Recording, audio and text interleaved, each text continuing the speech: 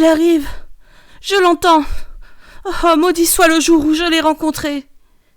Il y a quelques mois, je me promenais dans une forêt, à quelques kilomètres de chez moi, quand soudain, je vis un vieil homme assis par terre. Il portait de vieux vêtements usés par le temps, un grand manteau gris foncé et un pantalon beige. Je ne pouvais pas voir son visage car il portait un chapeau très large.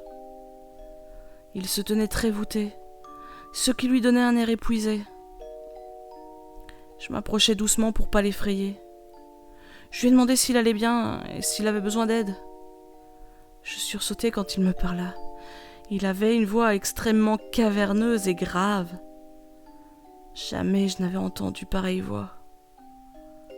J'avais presque l'impression qu'il parlait directement à mon âme. Mon instinct me disait qu'il y avait un danger, tandis que ma raison me disait qu'un vieillard fatigué n'avait rien de dangereux. Je lui tendis la main pour l'aider à se lever. En se relevant, il me dit qu'il devait se rendre dans un village non loin de là.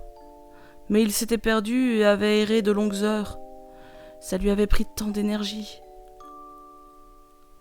La bourgade qu'il cherchait n'était pas loin de l'endroit où nous nous trouvions. Cependant, ma voiture se trouvait dans la direction opposée. Je proposai donc au vieillard de prendre appui sur mon épaule, afin que je l'aide à marcher. Il accepta volontiers mon offre. J'essayai à plusieurs reprises d'entamer une conversation, mais il ne répondait pas. Je pensais qu'il préférait garder ses forces pour marcher. Je n'insistai pas davantage.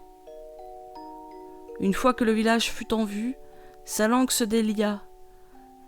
Il me dit qu'il devait se rendre chez un certain Jean Dumont, qu'il avait un rendez-vous prévu de longue date. Arrivé devant la maison, il me dit au revoir.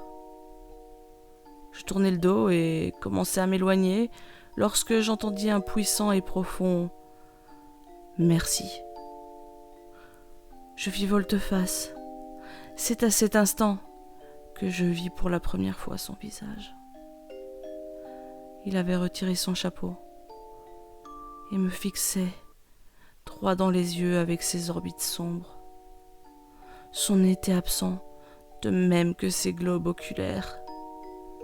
Il avait de longs cheveux et une barbe encadrait une bouche horriblement distordue en un rictus étrange. Je le reconnus immédiatement. Il traversa la porte. C'en était trop pour moi, je retournai à ma voiture en courant. Pendant les quelques mois qui me séparèrent de cet événement, j'ai réussi à me convaincre que c'était un rêve malsain, un souvenir tronqué. Mais à présent, j'en suis absolument certain. C'était bien l'encou.